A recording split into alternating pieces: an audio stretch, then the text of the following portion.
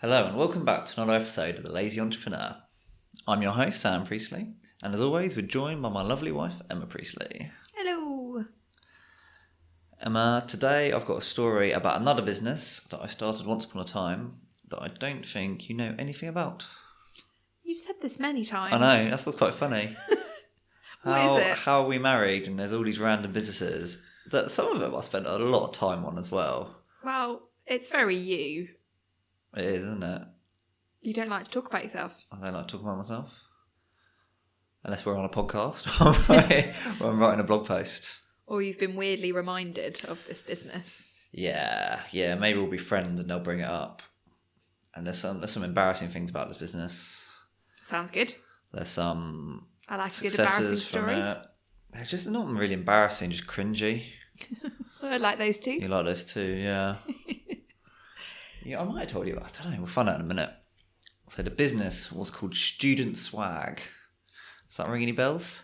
So what's funny about this is that we went to the same university at the same time. And I remember seeing posters of Student Swag. And one of my friends who lived in the next corridor, also called Sam, was involved in it. That's so funny.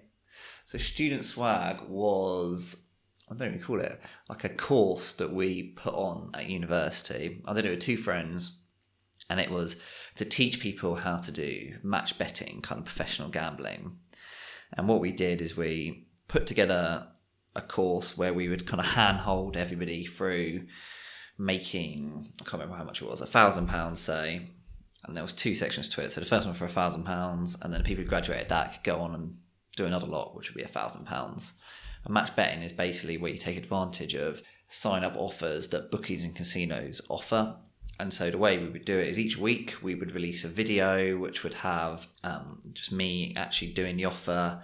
We had a website with like an odds finder, and so it'd be very much click here, click here, click here, click here, withdraw your money. Very simple. And then the next week would be another one. And the idea was each one got slightly more complicated, so that by the end of it, people had the skills to go off and do it on their own.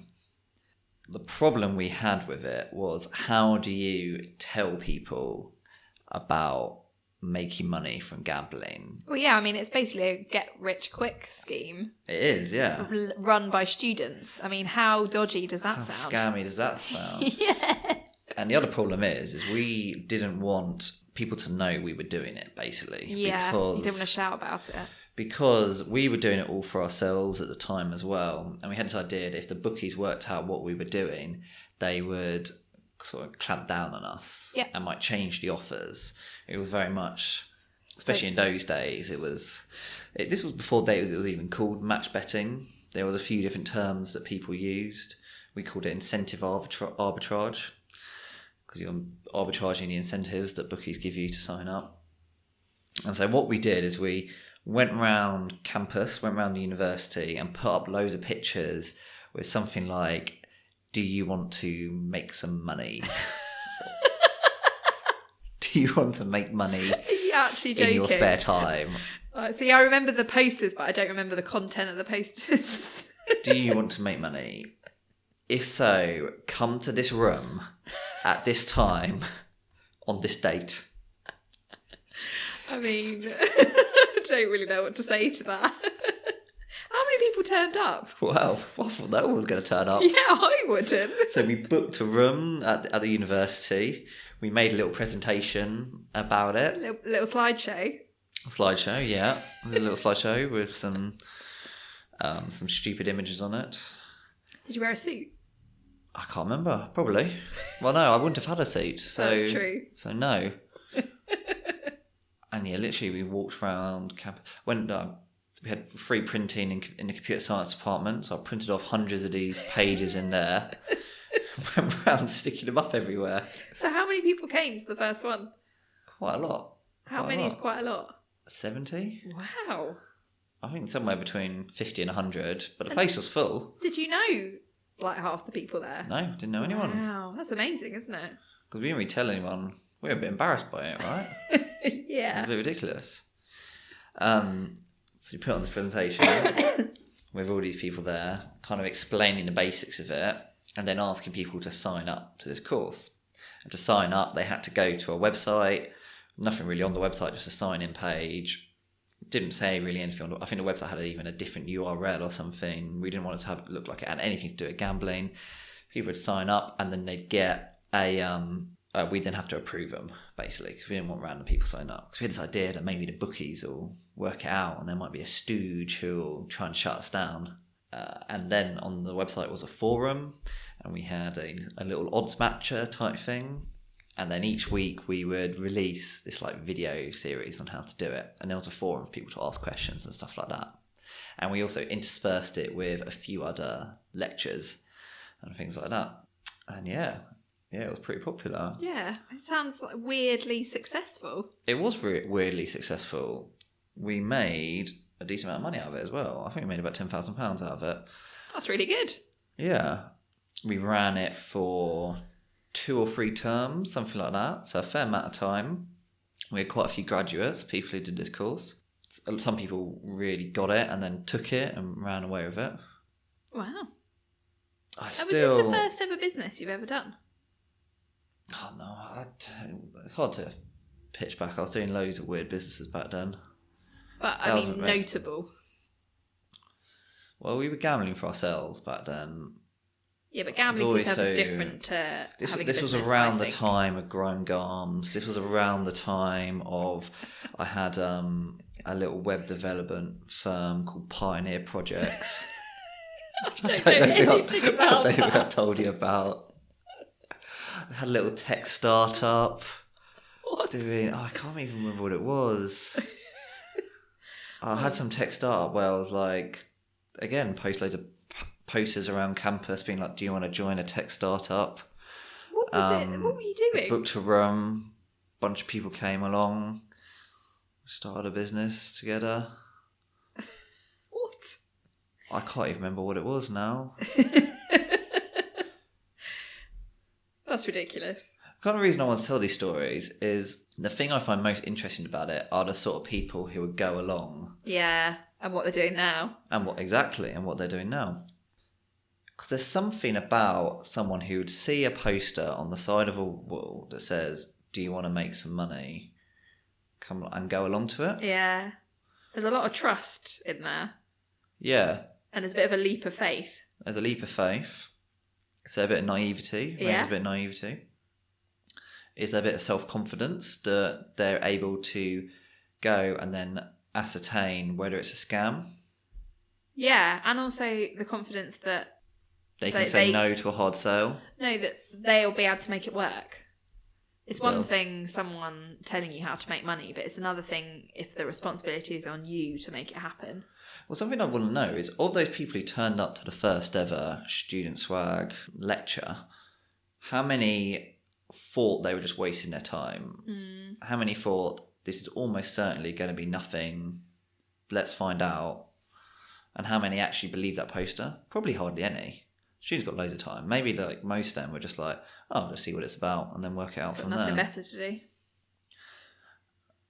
Because of the people who were who came to that thing, and also with the tech startup, some of the people who came along to that as well, those people I still keep track of quite a few of them, and pretty much of the people I know who have become very successful in what they're doing, almost all of them were people who came along to these things. So what is it about them? What about them? So they were students, all including things. So Student Swags, there was one guy who went off and started an Amazon business about the same time I did, and now that's worth millions and millions and millions. There was someone else who became a trader that did really well. On the Tech Startup Guide, there was someone who went off and started another business of his own, which then got acquired for quite a few million. All these kind of like random stories. I only know one person you're talking about. That's really interesting. Yeah, it is. What is it about him? What is the combination that... Is it optimistic? Is it naive? And it's risk-taking as well. Is it risk-taking, both with your time and that kind of like opportunity of getting burned? Yeah. Yeah. From a young age. From a young age, yeah. It's like when they talk about the origin story of entrepreneurs, and there's almost always, they were selling sweets in the school playground. Yeah. They were, whatever, delivering newspapers, or they had some sort of scam or business they were running. Do you have any scam or business you were running as a kid? No. No. No, my first job was paper round. And then I worked as a gymnastic coach, which paid me really well. Something like £15 an hour. And then Waitrose. And just because you wanted to earn some money, right? Yeah. I You never put the thought hours about in. And selling sweets out of your locker or anything like that? no, it didn't even occur to me. The only other money potentially I could have made is that I used to organise a lot of events at school, which were ticketed parties. So I could have, if I was a bit more confident and commercial, taken my cut from my for my time. Yeah. Which of course I never did. That money went back into the school. Just never occurred to you? Never even occurred to me, no. Yeah. Because the reason I was doing those events was because I really enjoyed organising them. I really enjoyed attending them. And I felt that if I didn't put the time into it and make it a good event, then no one else would. I think I was always trying to start things. When I was in primary school, I started a school newspaper. That's definitely one of your proudest facts. You say that quite a lot. Which I'll is probably very tell you quite a lot. which is very unlike you. Started a computer club. Another proud fact. But none of these things ever had any money side attached to it. I just think I just like starting projects. Yeah, and it's I just experience. Working with people. Yeah, Something new. But at the age of like 8, you don't think like that, do you? Why was an 8-year-old starting a computer club? Because you thought it would be A fun. newspaper. Yeah, I thought it would be fun. And that's still what I do, most things. I think it's fun. Well, I thought there was a reason behind the computer club. Something about not having to Play outside. play outside. Well, not really. I just like computers. I'd just rather play on the computer than do other things. And eventually I turned it into like a computer game club and used to play like Theme Park World or something. I loved that game. Yeah, it was so good. I didn't really do much at secondary school, I don't think. I never really started anything there. You probably didn't have the time. Didn't have the time. Because of all your rowing. I was rowing and doing the cadet force and doing church stuff and thinking about women and all the stuff teenagers get preoccupied with. And then it was university. But then university had this like fire up my arse, which was if I don't find another way to make money than getting a job, I'm going to have to go get a job. Yeah. Yeah. And I think that's why we started doing all this sort of thing. Which is a good motivation, right? It's good work motivation. But also not having any money. I worked at Waitrose when I was 16 or so and I absolutely hated it. So I thought, if I could find some other way to make money, that'd work out better. Because you wanted the money. Because I wanted the money. Well, I wanted the lifestyle that went with having the money. Yeah. I didn't want to have to work for it. When I was a fresher, I did a nightclub event with a friend of mine. Another hilarious story. Yeah, that didn't work out. I wish I'd been invited to that. I got a weird friend who's like probably my oldest, closest friend from primary school, who's now like a full-time activist. And he's awesome, but absolute weirdo. And I got him to come up for the promotional stuff for this event. So the same sort of thing where we just I didn't even know that. In like the main area, like the, what do you call it, the quad or something of the university. Just me and him were like handing out flyers to this event and talking to people and trying to convince them to come. How did that go down? I think he was more interested in talking to the girls than Yeah. promoting the event. Not much has But changed. he's very confident, right? Well, he is, yeah. He had that. He had no shame in like going up to random people and be like, "Do you want to come to our event?" Yeah. Which is what you want, right? What do you want? Like nowadays, I wouldn't have the guts to like wander around Tunbridge Wells and put up posters saying, "Come to this event and learn how to make money." Even though turns out people come along to that sort of thing. But then there's a businessman in Tunbridge Wells who puts on loads of events, and what he does is, I think it's like 7 a.m. every morning, he'll go out and put flyers and posters everywhere. The week of the event. Is it something like the Friday, or because he knows on the Thursday is the day the council takes everything down? No, it's that they can't process something that's less than a week until the event. So if the event's on Saturday, puts up the posters the Sunday before, the council can't act quick enough to take them down. They need at least 2 weeks. So if he put the posters up 2 weeks before the event, the council would take them down. Very clever. Bit cheeky. Like, I'm sure we weren't allowed to put up posters for this student swag, make money gambling thing. Yeah, but I'm sure the University Ethics Committee would have had something to say about that. Yeah, but you just put them up until someone takes them down. Until someone takes them down, exactly. There's no real harm there on that scale. No. Why did we stop doing student swag? So we were running it for a few terms and it made decent money. But the problem was it was an incredible amount of work. And we were doing the gambling for ourselves. We were making that very successful. That was going from strength to strength. And everyone we were training up to do the same thing was competition. And so that was a business where that could have gone on to be something very impressive. But the other thing is we didn't see any scalability to it because we were like, oh, well, we've got to go out. There's only so many people in our university. How would we scale it up or whatever?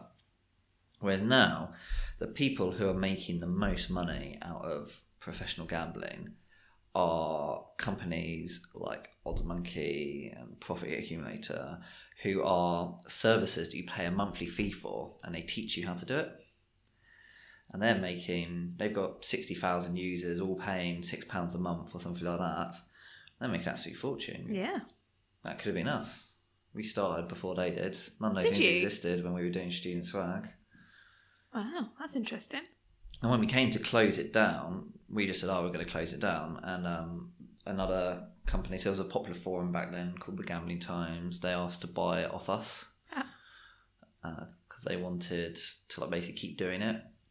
And did they? Well, we came to an agreement, but it never really went through. And I can't remember why, but there was some reason.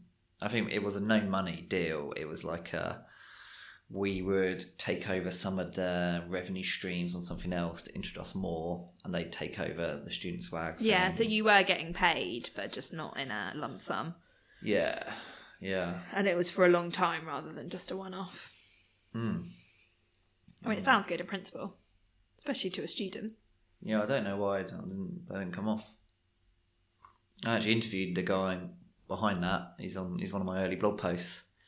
Check that out. Andrew really? Heaford, yeah. I didn't know that. Yeah, he's quite a good interview. Interesting guy. I think he lives in Thailand now, teaching English or something. He kind of retired, made a bunch of money gambling back in the early days, long before. He'd been doing it quite a long time when I got into it. Or maybe we'll go see him in Thailand. All right, well, this was a bit of a weird episode. The reason we recorded this one is because we just recorded another one, which was a bit more on point, and there was a real problem with echoes in it. So we thought, we might need to get rid of that. We might as well record another podcast. And so I didn't have any topic I wanted to talk about, but I thought, this will be an interesting story to tell, one that Emma might not have heard of before. But I can't believe you actually knew people who'd been doing it. Yeah, we went to the same university at the same time. We might not have known each other. We didn't know each other at the time, but our universe is... You probably never would have dated me if I was going around putting up posts like that when you knew me. No. You'd have thought, who's this loser? No, exactly. You probably still think that. Well, we did very different courses. We had very different ideals at university. Styles. All right, well, thanks for listening, everyone. As always, if you have any feedback, if you like this sort of random style, then let me know. If you don't like it, then let me know as well. hello@soundpriesty.com. And until next time, goodbye. Bye.